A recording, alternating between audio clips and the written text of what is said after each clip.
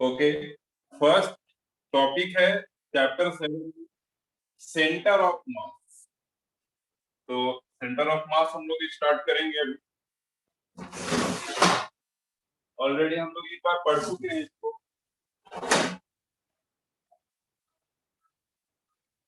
एक मिनट में स्टार्ट करता हूँ।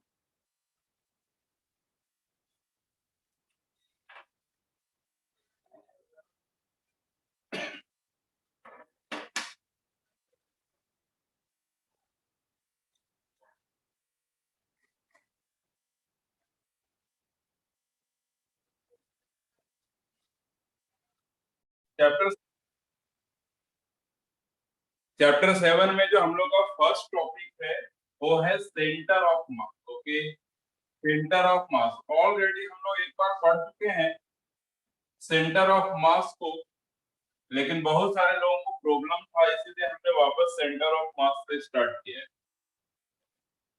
सब लोगों को दिखाई पड़ रहा है? ऑडियो क्लियर है? वीडियो क्लियर है? Yes sir. Yes sir. Yes sir. Yes sir. जी सर। किसी को कोई प्रॉब्लम हो तो बताना है। तो हम लोग फर्स्ट टॉपिक पढ़ रहे हैं सेंटर ऑफ मास। तो लिखेंगे, एक पॉइंट लिखेंगे हम लोग, एक पॉइंट नोट करेंगे हम लोग, एक पॉइंट नोट करेंगे। चैप्टर 7 में हमने फर्स्ट टॉपिक स्टार्ट किया सेंटर ऑफ मास, तो एक पॉइंट नोट करेंगे सेंटर ऑफ मास के लिए।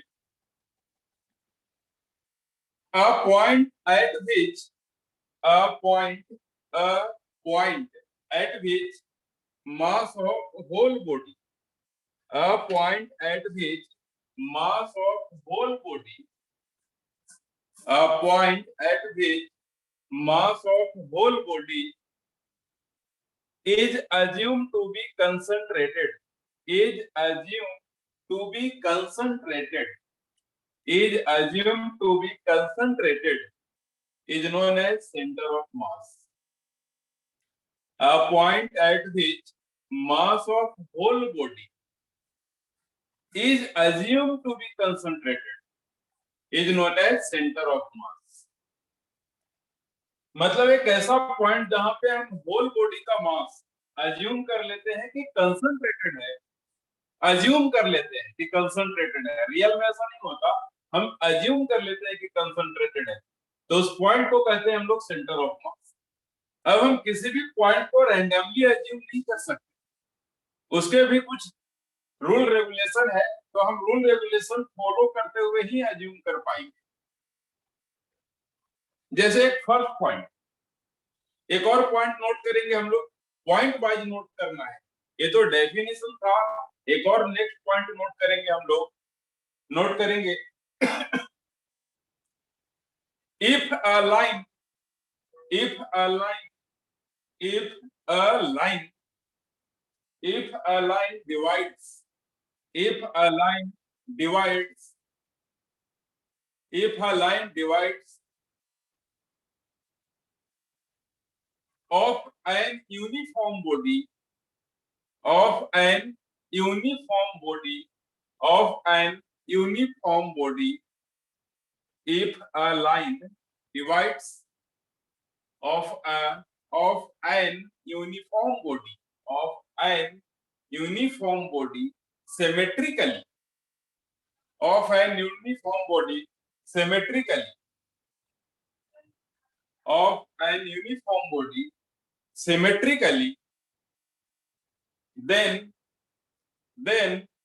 center of mass is at that line, then center of mass is at that line. If a line divides an uniform body symmetrically, then center of mass is at that line. मतलब कोई body को एक line divide कर रहा है, कोई body को symmetrically, जैसे कि एक रिंग है, ये रिंग को कोई सिमेट्रिकली डिवाइड कर रहा है, या अगर कोई डिस्क है, यूनिफॉर्म डिस्क, और अगर कोई इसको सिमेट्रिकली डिवाइड कर रहा है, कैसे भी सिमेट्रिकली कर सकता, मतलब ऐसे या ऐसे तो सेंटर ऑफ मास इसी लाइन पे होंगे जो लाइन सिमेट्रिकली डिवाइड करता है। जैसे ये वाला लाइन, सपोज ये वाई एक्सिस है, सपोज ये वाई एक्सिस है, तो वाई एक्सिस पे ही सेंटर ऑफ मास होगा। कहां पे होगा ये पता नहीं एग्जैक्ट, लेकिन होगा तो वाई एक्सिस पे ही। यहाँ पर वाई एक्सिस सिमेट्रिकली कट कर रहा है, तो वाई एक्सिस पे ही सेंटर ऑफ मास होगा, बट कहां पे होगा ये पता नहीं, बट होगा वाई एक्सिस पे ही। वाई एक्सिस पे किस पोजीशन पे ये अभी कंफर्म नहीं। सिमिलरली वाई एक्स एक्सिस भी सिमेट्रिकली कट कर रहा है, देख लो एक्स एक्सिस भी सिमेट्रिकली कट कर रहा है, तो सेंटर ऑफ मास इस लाइन पे भी होना चाहिए। तो सेंटर ऑफ मास तो एक पॉइंट है, और वो पॉइंट एक्स एक्सिस पे भी होना चाहिए, क्योंकि एक्स एक्सिस सिमेट्रिकली कट कर रहा है, और वाई एक्सिस पे भी होना चाहिए क्योंकि वाई एक्सिस सिमेट्रिकली कट कर रहा है। मतलब एक ऐसा पॉइंट जो दोनों एक्सिस पे हो, इट मींस जो ओरिजिन पे है वो पॉइंट। तो सेंटर ऑफ मास कहां पे है यहाँ पर, ओरिजिन। मतलब अगर सेंटर ऑफ मास एक पॉइंट है, तो अगर कोई कोऑर्डिनेट पूछेगा तो 0,0, इसका 0,0 इसका कोऑर्डिनेट हो जाएगा। अगर ये रिंग है, ये तो डिस्क था, ये रिंग है, अब ये रिंग को कोई सिमेट्रिकली कट कर रहा है, ये वाई एक्स, तो सेंटर ऑफ मास इसी लाइन पे है, बट एग्जैक्ट इस लाइन पे कहां पर ये पता नहीं। ये पता करने के लिए एक और लाइन जो सिमेट्रिकली कट करे होना चाहिए।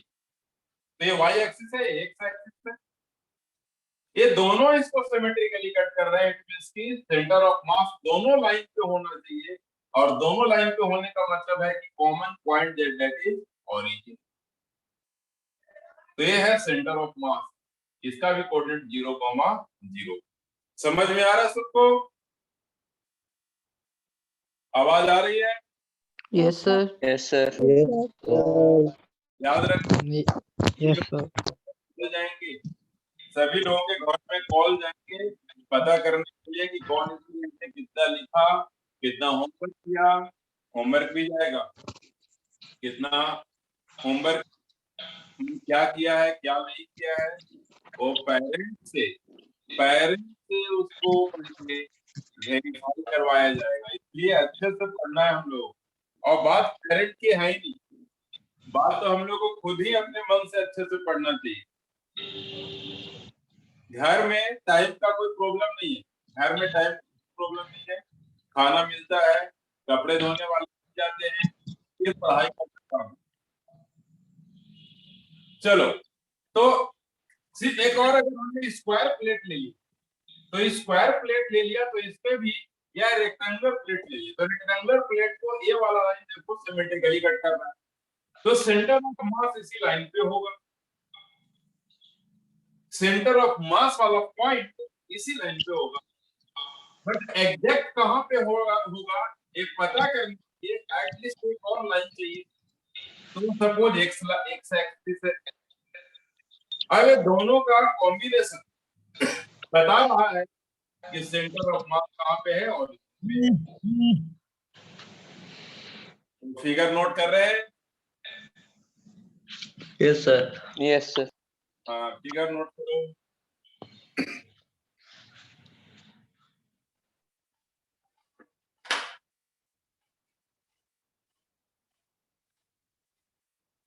अनामिका परिचित है? Yes sir. तो जो तुम्हें मैंने बुक दिया है उसका सेंटर ऑफ मास वाला क्वेश्चन सर्च करके आज कर लेना है। सर वो बुक ना ममता मैम को दे दी है, आपको तुम देने के लिए। हमने बोला था क्या देने को, वो पढ़ने के लिए? अच्छा ठीक है, मैं डीपीपी उनसे लेके डीपीपी के फॉर्मेट में डाल दूंगा, ठीक है, कोई दिक्कत नहीं। चलो ठीक है, फिगर नोट करो।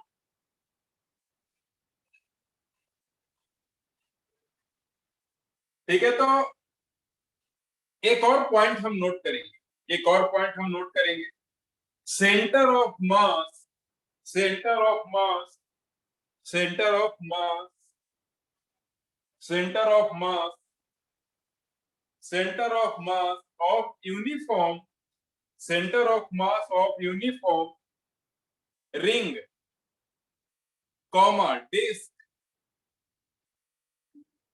comma, solid sphere, comma, hollow sphere,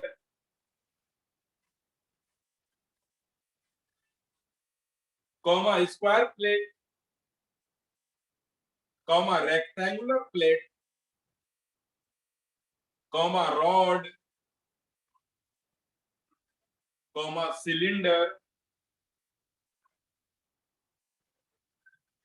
are at their geometrical center, are at their geometrical center, are at their geometrical center, are at their geometrical center. हमने क्या बोला कि centre of mass of uniform ring, disc, solid sphere, hollow sphere, rod, ring, square plate, rectangular plate, cylinder, इन सारे body का centre of मास उनके centre पे ही होता है अगर वो यूनिफॉर्म होता।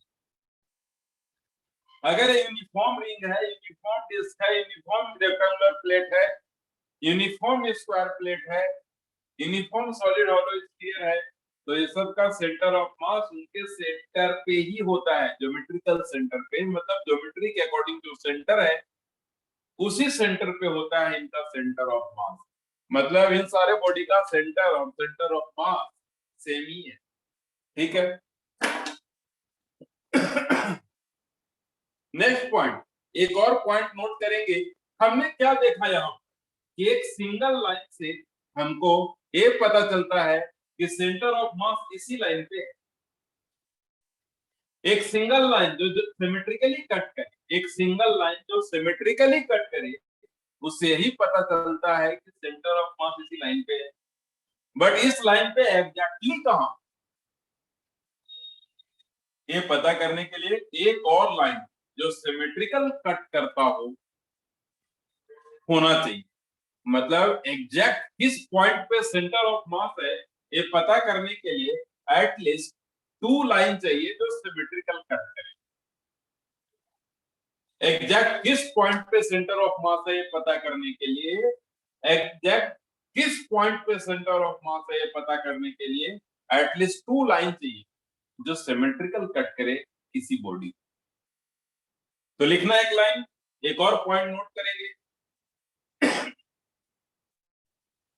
if two lines if two lines if two lines if two lines if two lines if two lines divides symmetrically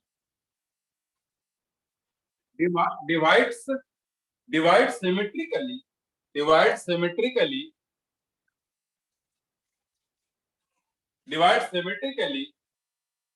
of an uniform body of an uniform body of an uniform body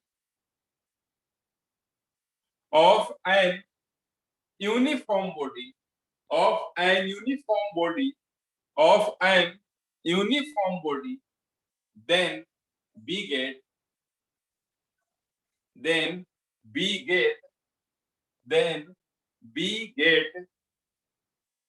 exact location of center of mass, exact location of center of mass, exact location of center of mass।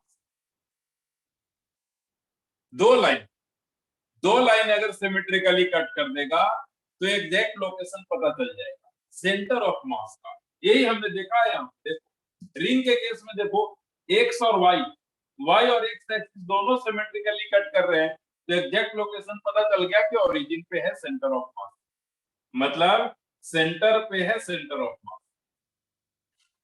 यहाँ पर भी दो line symmetrically cut कर रहा है x and Y axis, तो exact location पता चल गया कि सेंटर ऑफ डिस्क पे ही सेंटर ऑफ मास है। ठीक है, यहाँ पर भी दो लाइन सिमेट्रिकली कट कर रहा है, तो पता चल रहा है कि सेंटर है जो रेक्टेंगुलर प्लेट का, वही सेंटर ऑफ मास भी है। तो नेक्स्ट पॉइंट, जैसे कहने का मेरा मतलब ये है कि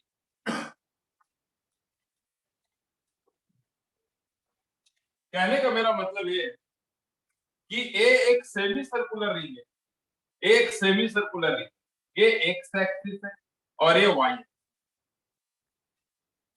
वाई एक्सिस इसको सिमेट्रिकली कट कर रहा है, बट एक्स एक्सिस नहीं कर रहा। यहां पर ओनली वन लाइन है जो सिमेट्रिकली कट कर रहा है, कोई अदर लाइन सिमेट्रिकली कट करे पॉसिबल नहीं। वाई एक्सिस के अलावा कोई और लाइन इसको सिमेट्रिकली कट नहीं कर सकता, मींस सिंगल लाइन इसको सिमेट्रिकली कट कर रहा है। तो वाई एक्सिस अगर इसको सिमेट्रिकली कट कर रहा है तो ये तो पता चल गया कि वाई एक्सिस पे ही सेंटर ऑफ मास है, बट एग्जैक्टली कहां पे ये नहीं पता चलेगा। एग्जैक्टली कहां पे सेंटर ऑफ मास है ये पता करने के लिए एटलीस्ट टू लाइन चाहिए जो सिमेट्रिकल कट करे। यहाँ पे तो सिंगल लाइन, तो एग्जैक्ट कहां पे सेंटर ऑफ मास है ये पता नहीं चल पाएगा। तो एग्जैक्ट सेंटर ऑफ मास कहां पे है ये पता करने के लिए सिंगल लाइन नहीं, मिनिमम टू लाइन चाहिए। मोर देन टू हो तो अच्छी बात है, बट मिनिमम टू लाइन चाहिए। जैसे कि इस फिगर में हम exact location centre of mass का नहीं बता पाएंगे, सिर्फ ये बता पाएंगे कि centre of mass Y axis पे है, लेकिन वाई एक्सिस पे कहां पे है इसके लिए हमको कैलकुलेशन करना पड़ेगा, डायरेक्ट नहीं बता पाएंगे। तो कैलकुलेशन हम लोग करेंगे बाद में, अभी तो बस ये बता रहे हैं, अभी तो हम बेसिक इंट्रोडक्शन ले रहे हैं सेंटर ऑफ मास का। एक चीज और, एक और पॉइंट नोट करेंगे, लिखेंगे centre of mass is hypothetical point. Centre of mass is hypothetical point. Centre of mass is hypothetical point या हाइपोथेटिकल कॉन्सेप्ट, बात एक ही। Centre of mass is hypothetical point. Centre of mass क्या है? Hypothetical point. ये कोई real concept नहीं है, ये हाइपोथेटिकल है, ठीक है। जैसे एक बात मैं बता रहा हूं, ये रिंग है, ये रिंग है, रिंग का मास m है, रेडियस r है। तो सेंटर ऑफ मास क्या कर रहा है कि होल बॉडी का मास इसके सेंटर ऑफ मास वाले पॉइंट पे, तो सेंटर ऑफ मास वाला पॉइंट तो सेंटर है, सेंटर ही इसका सेंटर ऑफ मास वाला point. Centre and centre of mass both are same point in the ring. मतलब पूरा का पूरा रिंग का मास कहां पर है? सेंटर ऑफ मास पे, मतलब सेंटर ऑफ रिंग पे। जबकि हम जानते हैं कि एक्चुअल में रिंग में कोई मास होता ही नहीं, अंदर में सारे मास सर्कमफेरेंस को होते हैं। Whole mass of the ring centre circumference पे होते हैं, सेंटर पे नहीं। सेंटर पे तो कोई मास ही नहीं होता, रिंग का सेंटर पे कोई मास नहीं, फिर भी हम लोग होल मास सेंटर पे ही एज्यूम कर लेते हैं। हॉलो स्फीयर के सेंटर पे कोई मास है ही नहीं, फिर भी हम होल मास सेंटर पे ही एज्यूम कर लेते हैं। तो ये तो रियल कॉन्सेप्ट नहीं है, हाइपोथेटिकल कॉन्सेप्ट है। ये न्यूटन्स लॉ को फॉलो करने के लिए बनाया गया। ये जो सेंटर ऑफ मास वाला पॉइंट है वो रिप्रेजेंट करता है होल बॉडी।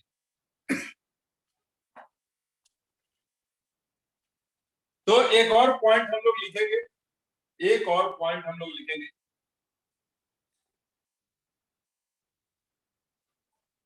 एक और पॉइंट हम लोग लिखेंगे। Centre of mass of body, centre of mass of body, center of mass of a body represents whole body, represents whole body।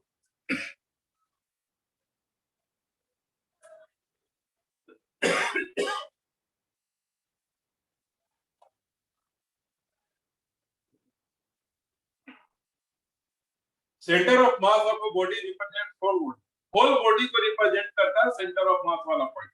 Okay, ये जो सेंटर ऑफ मास है ना, जैसे रिंग का जो सेंटर है, रिंग का जो सेंटर ही है सेंटर ऑफ मास। तो ये जो सेंटर ऑफ मास है होल बॉडी को रिप्रेजेंट कर रहा है। क्यों?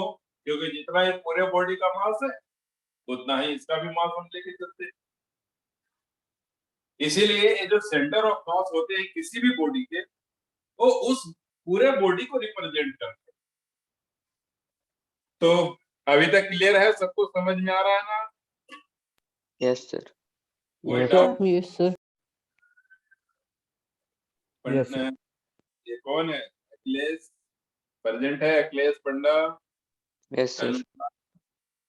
Abhijit, yes sir. ओके ठीक है। सीरियसली पढ़ेंगे तो कोई प्रॉब्लम ही नहीं ऑफलाइन ऑनलाइन। बस घर में क्या होता है कि घर में बहुत चलने के मूड में होते हैं ना, तो हम अच्छे से काम नहीं कर पाते, इसीलिए प्रॉब्लम। इसीलिए हम लोगों ने डिसाइड किया है कि नहीं, थोड़ा सा प्रेशर दे स्टूडेंट को, पेरेंट्स से बात करेंगे तो थोड़ा उनके अंदर पढ़ने का रहेगा, है ना। बिना डर के पढ़ाई आजकल होती कहाँ है। तो याद रखो, ये जो चैप्टर 7 है वो हमारा मंथली टेस्ट के लिए होगा। चैप्टर 7 हमारा मंथली टेस्ट के लिए होगा जब भी ऑफलाइन आएंगे, और ऑफलाइन बहुत जल्दी आएंगे क्योंकि सेकंड डोज के बाद ओपन हो जाएगा। तो इसलिए अच्छे से पढ़ेंगे। अगर मैं इसी वीक में टेस्ट भी अगर होता है, मंथली वीकली टेस्ट भी होगा, तो वो जो टेस्ट होगा तो उसमें फिजिक्स के लिए हम इसी चैप्टर को रखेंगे। इसलिए अच्छे से पढ़ना है, और मार्क्स घर पे जाएंगे, घर पे पेरेंट होंगे तो अच्छा परफॉर्म करो। चलो अब आगे चलते हैं। एक और हेडिंग लेंगे, centre of mass of point mass particles. Heading है centre of mass of point mass particles. Centre of mass of point mass particle, centre of mass of point mass particle. ठीक है, सेंटर ऑफ मास को short में CM लिख सकते हो या COM लिख सकते हो। तो centre of mass of point mass particle, ठीक है ना, पॉइंट मास पार्टिकल।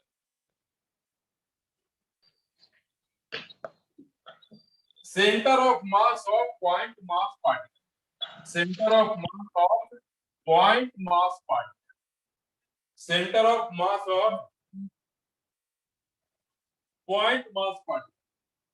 ठीक है,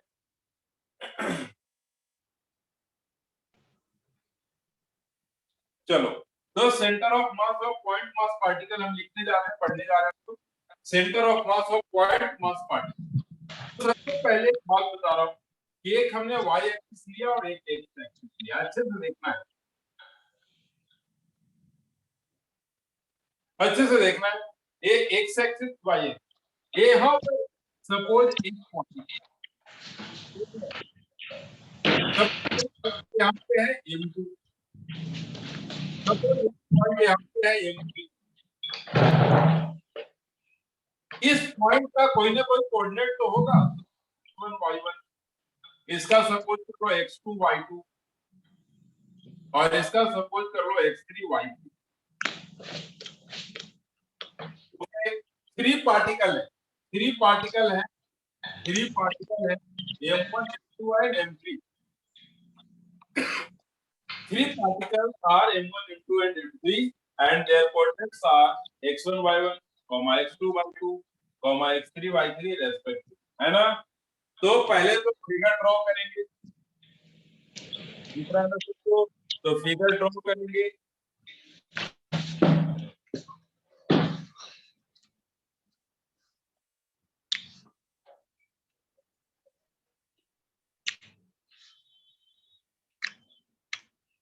ठीक है, फिगर ड्रॉ करेंगे हम लोग सबसे पहले तो।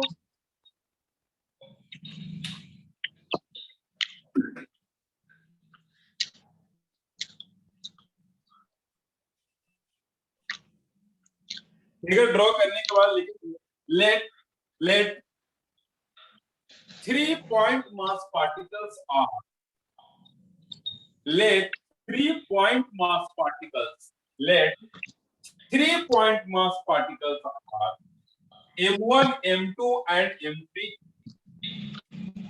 Let 3 point mass particles are M1, M2 and M3. Let 3 point mass particles are M1, M2 and M3 and their coordinates are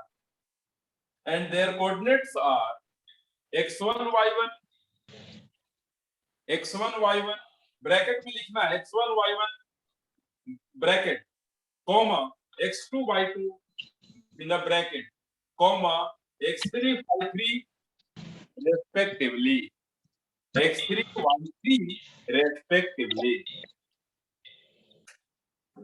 x3 y3 respectively as shown in figure figure already note कर लिया होगा तो as shown in figure note हो गया Yes, sir. Yes, sir. Okay Siddharth present है Yes, sir. Okay चलो तो ये है हमारा M1 M2 M3 3 पार्टिकल है इनके कोऑर्डिनेट क्या है x1 y1 x2 y2 और x3 y3 फिगर में दिख रहा है हम क्या चाहते हैं कि इन तीनों पार्टिकल का सेंटर ऑफ मास मतलब M1 M2 M3 का सेंटर ऑफ मास यहां पर है सपोज ऐसा मान लिया हमने कि सेंटर ऑफ मास वाला पॉइंट ये है this is centre of mass suppose M1 M2 M3 का सेंटर ऑफ मास यहां पर है इसका मीनिंग क्या हुआ इसका मीनिंग ये हुआ कि हम सपोज कर सकते हैं कि M1 M2 और M3 होल बॉडी इस पॉइंट पे है मींस सेंटर ऑफ मास का पॉइंट सेंटर ऑफ मास वाले पॉइंट का मास क्या है तो M1 plus M2 plus M3 ऐसा हम सपोज कर सकते हैं सेंटर ऑफ मास में कॉन्सेप्ट ये है कि होल बॉडी का मास हम उसी पॉइंट पे अज्यूम कर सकते हैं ओके होल बॉडी का मास हम इस पॉइंट पे अज्यूम कर सकते हैं ये उसका कॉन्सेप्ट है तो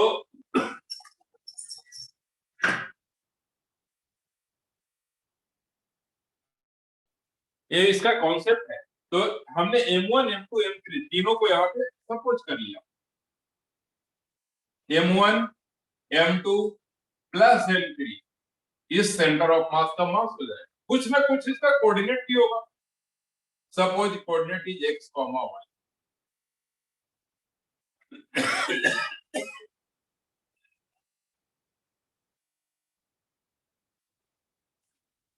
सपोज x, y है सेंटर ऑफ मास का कोऑर्डिनेट तो फिगर मेंशन करो फिगर नोट करो अच्छे से नोट करो ठीक है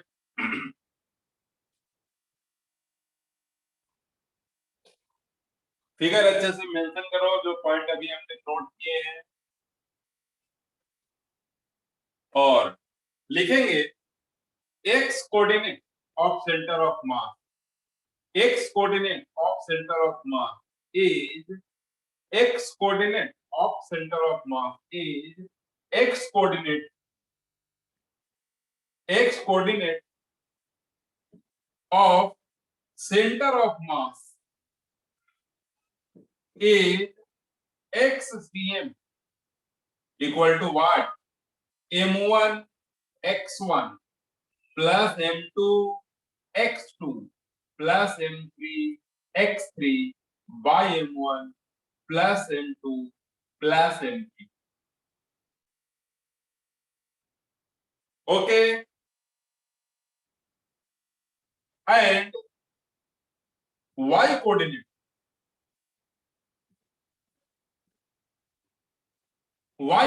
of center of mass is y coordinate of center of mass is ycm equal to m1 y1 m2 y2 m3 y3 by m1 plus m2 plus m3।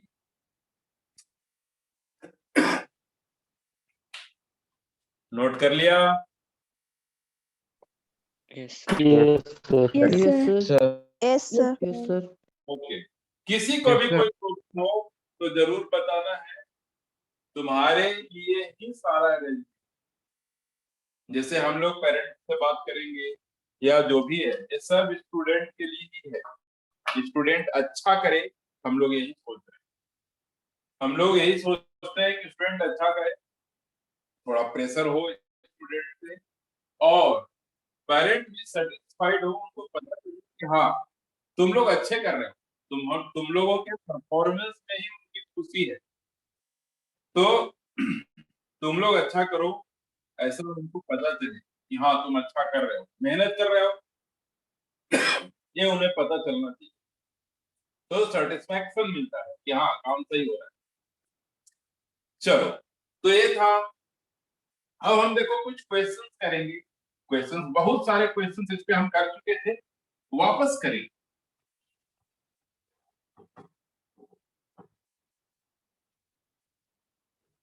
वापस करेंगे, बहुत सारे क्वेश्चंस कर चुके थे, फिर से वापस एक दो क्वेश्चन करेंगे, और सभी लोग आंसर बताएंगे जैसे क्लासरूम में बताते थे वैसे ही।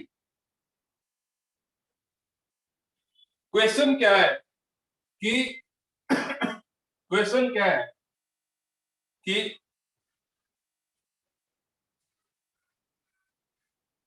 एक ट्रायंगल है, एक ट्रायंगल, ओके, इसके कॉर्नर पे मास रखे,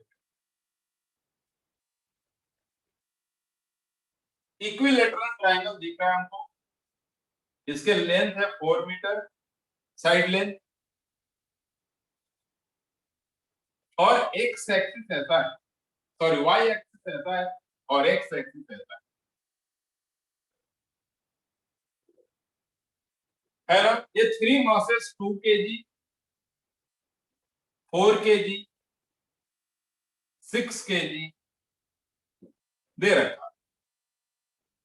calculate coordinate of centre of mass, X coordinate Y coordinate की बात कर रहे थे हम लोग, तो लिखेंगे calculate coordinate of centre of mass, calculate coordinate of centre of mass, calculate coordinate of centre of mass, okay, calculate coordinate of centre of mass, calculate coordinate of centre of mass. तो जरा centre of मास के coordinate calculate करो।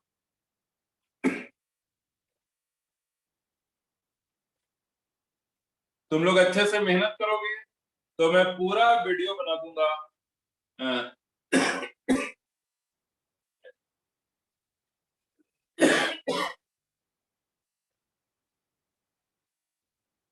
पूरा video बना दूंगा मैं physics का, जो कभी भी रिवीजन दे सकते, सेम टू सेम जैसे क्लासरूम में पढ़ाया, ठीक है, सेम टू सेम ऐसा वीडियो बना देंगे कि परमानेंटली कभी भी उसको देख सकते हैं, घर में, बाहर में, मोबाइल में, कभी भी देख सकते हैं।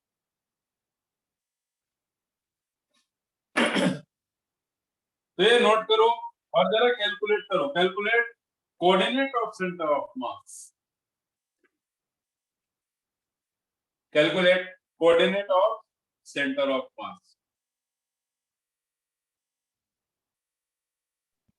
हो गया सर। हो गया, आंसर आया? जी सर। कितना है एक्स सेंटर ऑफ मास?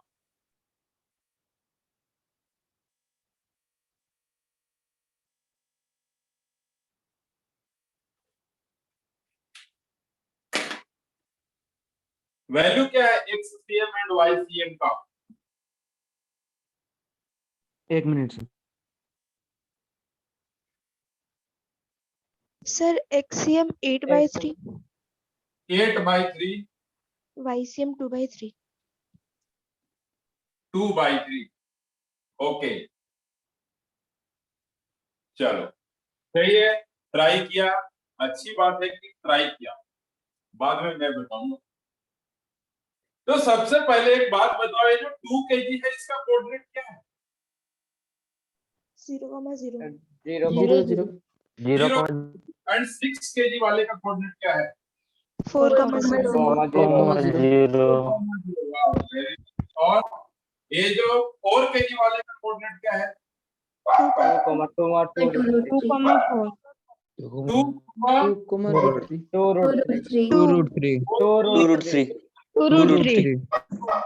नहीं कर सकते, हमको ये वाला फाइंड करना पड़ेगा।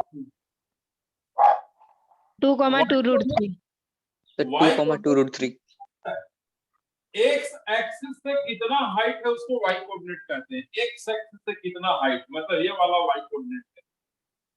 तो ये अगर इक्विलेटरल ट्रायंगल है तो 60 डिग्री होगा। सर कैमरा घूम गया सर। तो क्या अप्लाई करना पड़ेगा? साइन 60 ना सर कैमरा घूम गया। सर कैमरा घूम गया सर।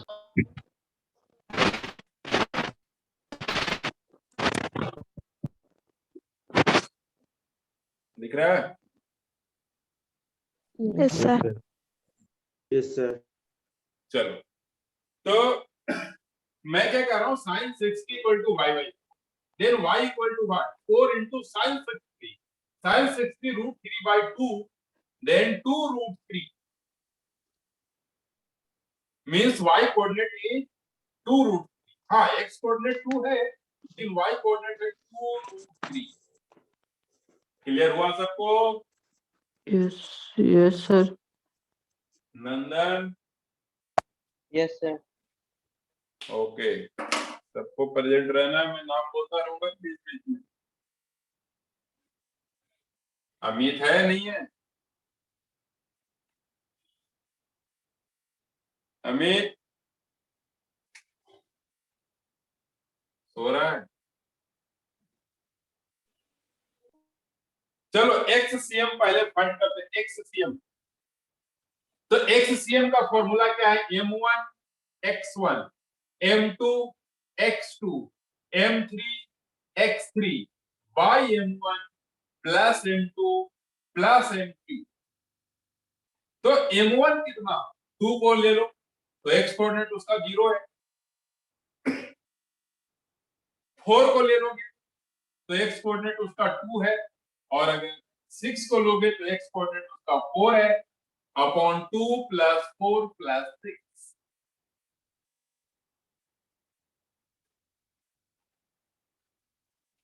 ठीक है, तो यहां से कितना आ जाएगा? ऊपर में है 32 और अपॉन है 12, मतलब ये हो गया हमको 8/3 8/3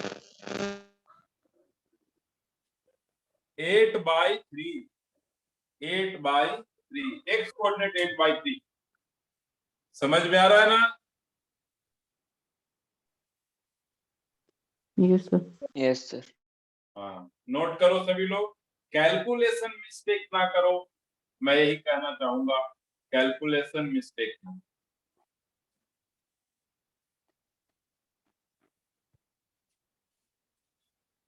विश्वजीत है? जी sir. Okay, Aditya? Yes sir. Okay, चलो, तो इतने एक्ससीएम हम लोगों ने फाइंड कर लिया, और वाईसीएम सिमिलर प्रोसेस से वाईसीएम भी फाइंड करेंगे। कैसे फाइंड करेंगे? तो एक्ससीएम को बस कुछ नहीं करना, वाईसीएम बना दिया हमने, तुमको तो अलग लिखना पड़ेगा, मैं इसी में मिटा के करूंगा। तो यहाँ पे क्या लिख देंगे? वाई। यहाँ पर क्या लिखेंगे? वाई। हमने एक्स को वाई से बस रिप्लेस किया है, बात तो वही है।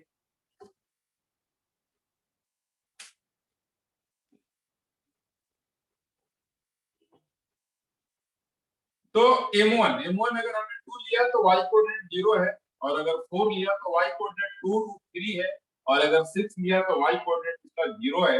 तो 2 + 4 + 6, तो ये कितना हो गया यहाँ से?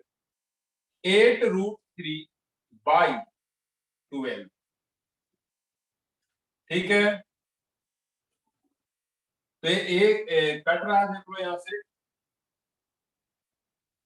2√3/3 ऐसे ही रहने दो, कोई दिक्कत नहीं, या 2/√3 भी लिख सकते हैं, बट ऐसे ही सही, ये ज्यादा अच्छा लग रहा है। तो ये आ गया y सेंटर ऑफ मास।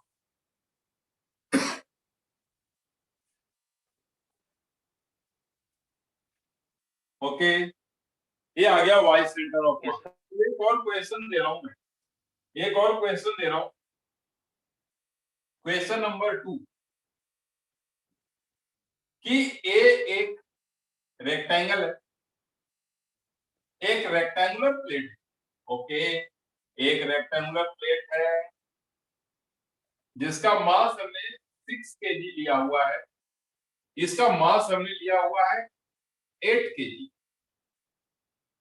इसका लेंथ कितना है 4 मीटर एंड 2 मीटर।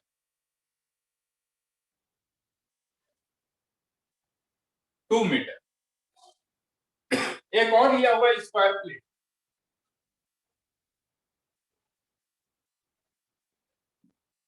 एक और स्क्वायर प्लेट लिया हुआ है, ठीक है, एक्स एक्सिस है और ये वाई एक्सिस।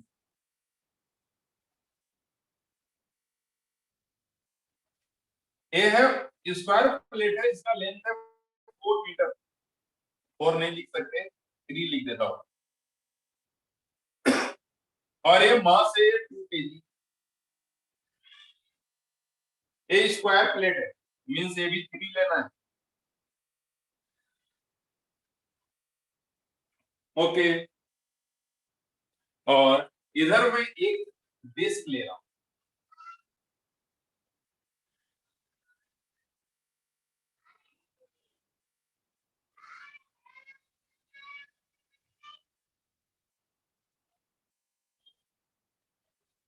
ये डिस्क है जिसका मास है 4 kg, ठीक है ना, और इसका डायमीटर, डायमीटर दे रखा है, डायमीटर दे रखा है 2 metre. Calculate coordinate of centre of mass. इन तीनों बॉडी का सेंटर ऑफ मास का कोऑर्डिनेट फाइंड करना है। Calculate coordinate of centre of mass, individual coordinate नहीं, combined. Okay, calculate coordinate of centre of mass. अच्छे से नोट्स मेंटेन करोगे, कोई बुक पढ़ने का शायद जरूरत ही नहीं पड़ेगा, सारे टाइप का न्यूमेरिकल, सारे टाइप का थ्योरी में बोर्ड करा।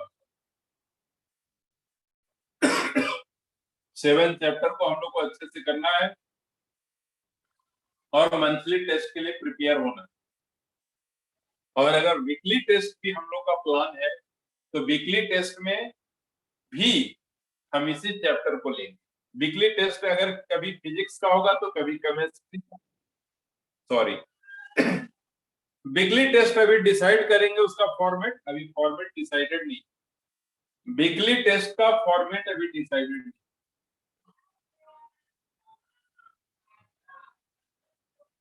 लेकिन क्वेश्चंस ज्यादा नहीं होंगे। चलो ये नोट कर लो और कैलकुलेट करो coordinate of centre of mass of these 3 body. इन तीनों बॉडी का कोऑर्डिनेट फाइंड करना है सेंटर ऑफ मास। सर आ गया सर। आ गया आंसर? Yes sir.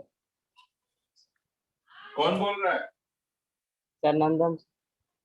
नंदन, बोलो, वाई सेंटर ऑफ मास कितना फाइंड किया? सर 15/14। 15/14। 14। और एक्स सेंटर ऑफ मास कितना फाइंड किया? 39/14। 39/30। 40 सर। 14 सर। 14। 40। हाँ। Okay, Rahul, yes sir. तुम लोग, तुम्हारा आंसर है ये सेम? आंसर निकल रहा है सर। ओके, प्रियांशु है? Yes sir. ओके सर वो चलो। सर्कल का मास सर 4 kg है ना? हाँ सर्कल का मास सर 4 kg है ना? हाँ हाँ, सर्कल नहीं, डिस्क। हाँ सर, सर- डिस्क। जब हम अंदर में लाइन कर दिए मतलब वो डिस्क। देखो, इसको हम रेक्टेंगुलर प्लेट बोलते हैं, इसको हम स्क्वायर प्लेट बोलते हैं, इसको हम लोग डिस्क बोल सकते हैं या सर्कुलर प्लेट बोल सकते हैं। तो चलो, अब एक बात मैं बताना चाहूंगा, स्मरणिका है ना, प्रेजेंट है ना? Yes sir. अब मुझे तुम बताओ कि 8 kg का मास कहां पर है? एक्चुअल में तो हर जगह पे है, एक्चुअल में तो पूरे रेक्टेंगुलर प्लेट में है, बट हम कहां पे इसको अज्यूम कर सकते हैं? सर रेक्टेंगल के सेंटर पे। सेंटर पे कर सकते हैं। इसका कोऑर्डिनेट क्या हो जाएगा? 2 1। 2 1। हाँ, वेरी नाइस, ठीक है। इसका सेंटर ऑफ मास, ये रेक्टेंगुलर प्लेट का जो सेंटर ऑफ मास है वो उसके सेंटर पे होगा, मतलब पूरा का पूरा 8 kg को हम सेंटर पे अज्यूम कर सकते हैं। और इसका कोऑर्डिनेट क्या हो जाएगा? 2,1। 2,1। ये पूरा का पूरा 8 kg 2,1 पे हम सपोज कर सकते हैं, ऐसा सेंटर ऑफ मास में बताया है। बताया है। अभिजीत कहाँ पे है पूरा 2 kg? बताओ मेरे को। ये स्क्वायर प्लेट का 2 kg कहाँ पे है? सर सेंटर में। सेंटर पे। इसका कोऑर्डिनेट क्या होगा? 1 कोऑर्डिनेट क्या होगा? 2 kg सेंटर पे तो होगा, नो डाउट, बट इसका कोऑर्डिनेट क्या है? इसका कोऑर्डिनेट, इस सेंटर का कोऑर्डिनेट क्या है? 1.5 minus 1.5. Sir 1.5 1.5 minus Plus 1. 3/2 comma -3/2, ये है हमारा कोऑर्डिनेट। ओके, तो 1.5 भी लिख सकते हो, 3/2 भी लिख सकते हो। हाँ, ये डिस्क वाले का सेंटर ऑफ मास इसके सेंटर पे है, तो इसका पूरा का पूरा 4 kg। 1 मिनट थोड़ा सा गिर गया है ये मोबाइल स्टैंड से।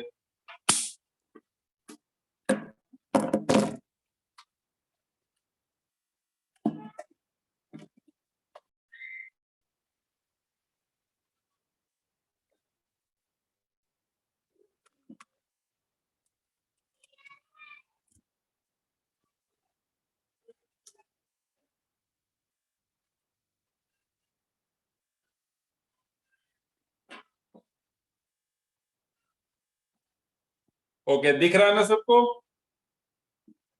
Yes, sir. हाँ sir. Yes okay hello sir. Okay, तो मैं क्या कह रहा हूँ सर। कि वो जो डिस्क दिख रहा है उसका पूरा का पूरा 4 kg उसके सेंटर पे है, तो उसका कोऑर्डिनेट हम कितना ले सकते हैं? -1 or 1. -1 और 1, x माइनस होगा, y प्लस होगा। चलो, तो मेन तो यही था कि कोऑर्डिनेट। अरे पूरा का पूरा 8 kg यहाँ पर है, इस पॉइंट पे है, पूरा का पूरा 2 kg इस पॉइंट पे है, पूरा का पूरा 4 kg इस पॉइंट पे है। तो अब हम फॉर्मूला अप्लाई करेंगे x सेंटर ऑफ मास का। क्या होगा? m1 x1 m2 x2 plus m3 x3 by m1 plus m2 plus m3। तो m1 कितना है यहाँ पर? किसी को ले लो, 8 को ले लो, इसका x कोऑर्डिनेट 2 है। फिर इसका अगर लेते हैं 2 kg को तो इसका x कोऑर्डिनेट 1.5 है, और फिर अगर हमने 4 kg को लिया तो इसका x कोऑर्डिनेट कितना है? इसका x कोऑर्डिनेट कितना है? Minus upon 8 plus 2 plus 4। तो यहां से आंसर कितना आ गया?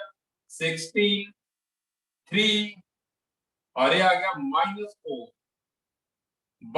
बाई 14 तो 15/14 चलो ये तो XCM आ गया 15/14 किसी ने YCM बता दिया मेरे को 15/14 उल्टा बता दी कोई बात नहीं चलेगा यस सर सर और YCM 9/14 आ रहा है सर हो सकता है तो XCM तो सबको पता चल गया ना 15/14 yes sir Yes, sir. Yes sir okay ये स्वयं प्रज्ञा प्रेजेंट है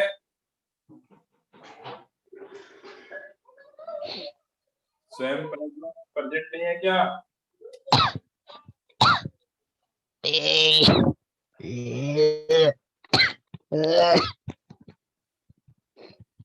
चलो कोई बात नहीं सत्य प्रकाश चलो ओके YCM फाइंड करते हैं YCM कितना तो 8 into 1 plus 2 into minus 1.5